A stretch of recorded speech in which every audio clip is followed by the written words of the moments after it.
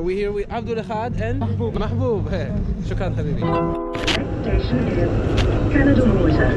Doors will open on the right-hand side.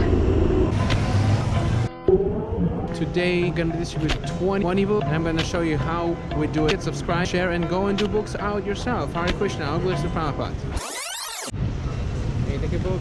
Hey, how's it going? Good morning, Hare Krishna. So today, as you can see, is a bit of cranky, moody day in London. It's raining.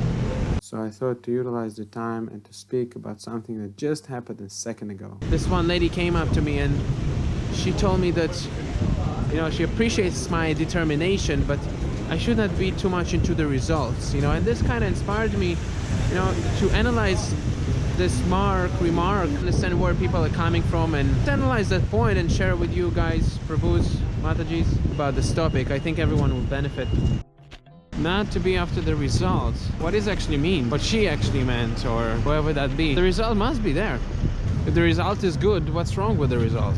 Right? If we distribute 1,000 books and we determine to distribute 1,000 books. Hey, take a book. You know, it's a great result. You know, we should be after it. You know, you're not just, it's like basically saying there's no karma or there is no reaction to anything. Anything that we do has a certain result, has a certain reaction. Like people work here in this building, or I walk and I distribute books, or so many results are coming, you know, just walking on the ground. So much result. Building a city. Any action has a result. So, you know, you cannot avoid the result. Result must be there. But what does it mean actually not to be after the result? Is not to be the enjoyer of the result. The result comes and you don't enjoy that. You don't consider the result for yourself. If you say I'm not after the result, but at the end when you get the result you enjoy it, then it's hypocrisy. Just like, you know, someone might be working in a job and he says that I'm not working for the result, but at the end the very same man, he's getting a salary, he's getting paid. And what is he doing with the money? He's enjoying the result. Anyone can say I'm not after the result, but when the result comes, that's the test. If you enjoy the result, then there is no meaning of saying I'm not after the result. I was never after the result. So my point is that whether you after the result, you detached or you attached, there's no external formula to ascertain that. It's not that, okay, I put a smile and I don't care if people take the book or don't take the book, or they give me money or they don't give me money, or I walk for free, or I take a salary. Someone might be smiling the whole day and acting as if he is not attached to the result of his work and etc.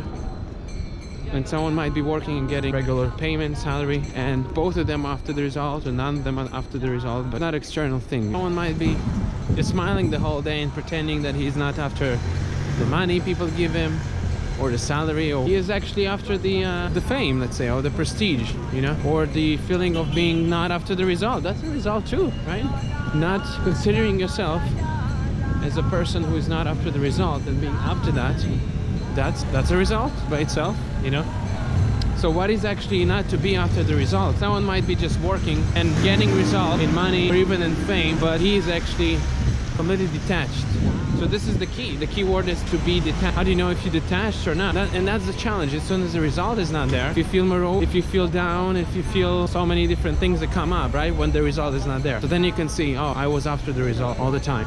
The ultimate definition of someone who is not after a result is a devotee. Devotee means that he gives up the result for Krishna. Whatever he gets, if that's money, fame, prestige, honor, titles, dedicates that to Krishna. You know, and that's great. And who is Krishna? Krishna is God, the proprietor of everything. So if we, yes, take a book. Yes, for you. So if we take a book, so if we, instead of giving up the result, you know, to the proprietor, you know, not to the family, not to the nation, community, all different temporary things, yes. Take a book with you, sir.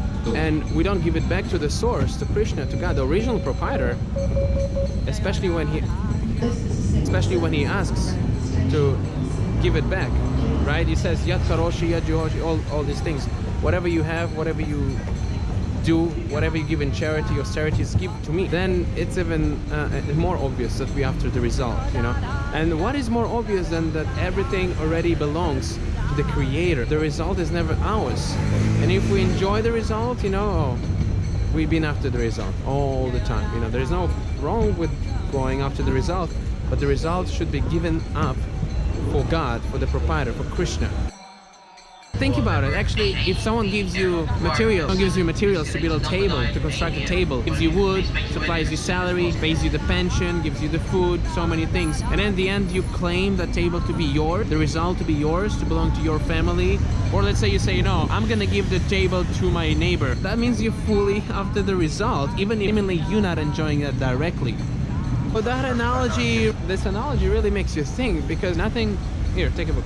If nothing belongs to us, fact, right? You know, you cannot keep anything, either now or later. The result always goes somewhere. Although we're trying to enjoy it, we're trying to be the enjoyer of the result, or the proprietor, all these different things. All these things, they go from our jurisdiction. Most crude example is death, right? Ultimately, even if you don't want to give up the result and give it to the original proprietor, God, the source, Mirti Sarva Arashaham, Krishna says in the Bhagavad Gita that I come as death to take everything from you. What is that everything? That's the result. Everything you worked for, everything you thought to be important, although you never get to keep the result, what to speak about enjoying it, still you're gonna experience the reaction of that result.